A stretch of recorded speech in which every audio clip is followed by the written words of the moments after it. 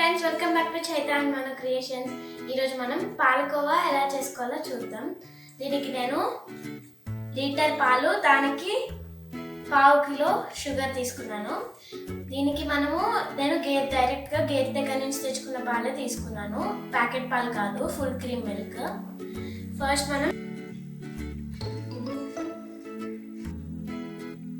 మనకి పాలు బాయిల్ అవుతున్నాయి అన్నప్పుడు మనం కంటిన్యూస్గా కలుపుతూనే ఉండాలి ఫ్రెండ్స్. ఒకవేళ మనం వదిలేస్తే అది మాడి పడితే మనకి కోవా రాదు. సో మనం కంటిన్యూస్గా కలుపుతూనే ఉండాలి.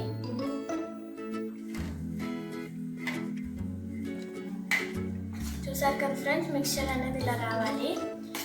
మనం తీసుకున్న 1/2 కిలో షుగర్ ఉంటుంది కదా, అది మనము వేసేసుకోవాలి. స్వీట్ వేసుకున్న తర్వాత మనకి చాలా ఫాస్ట్గా మాడిపోతుంది.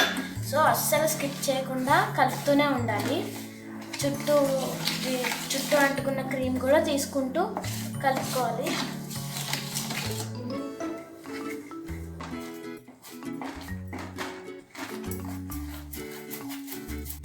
ఇంకా కలుపుతూనే ఉండాలి ఇలాగా. నేను ఇందులో ఇలాచీ పౌడర్ ఏమీ వేయలేదు, మీరు కావాలంటే వేసుకోవచ్చు. స్టవ్ ఆఫ్ చేసేసి కిందకి దింపేయాలి. స్టవ్ దగ్గర నుంచి కిందకి పెట్టేసేసి ఇలా కలుపుతూ ఉండాలి. దించేసాక ఇలా కలుపుతూ ఉండాలి. ఇలా రావాలి. వచ్చిన తర్వాత ప్లేట్కి ఇలా నెయ్యి రాసుకొని చిన్న చిన్నగా ఇలా చేసుకోవాలి. వేడి మీద ఉండగానే ఇలా చేయాలి, లేకపోతే తర్వాత గట్టిగా అయిపోతుంది.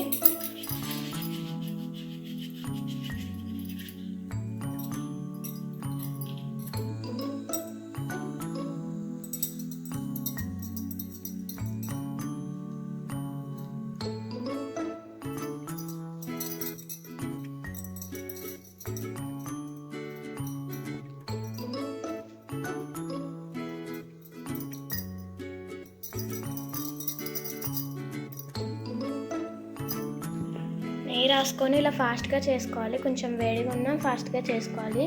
చల్లారిపోతే ఇలా క్రాక్స్ వచ్చేస్తాయి మొత్తము. చూసారు కదా ఫ్రెండ్స్, కోవా అయితే రెడీ అయిపోయింది. నాకు లీటర్ పాలకి ఇన్ని కోవాలు వచ్చాయి. మీరు కూడా ట్రై చేయండి. మీకు కనుక ఈ వీడియో నచ్చినట్లయితే లైక్ చేయండి, షేర్ చేయండి, సబ్స్క్రైబ్ చేయండి. Thank you friends, bye.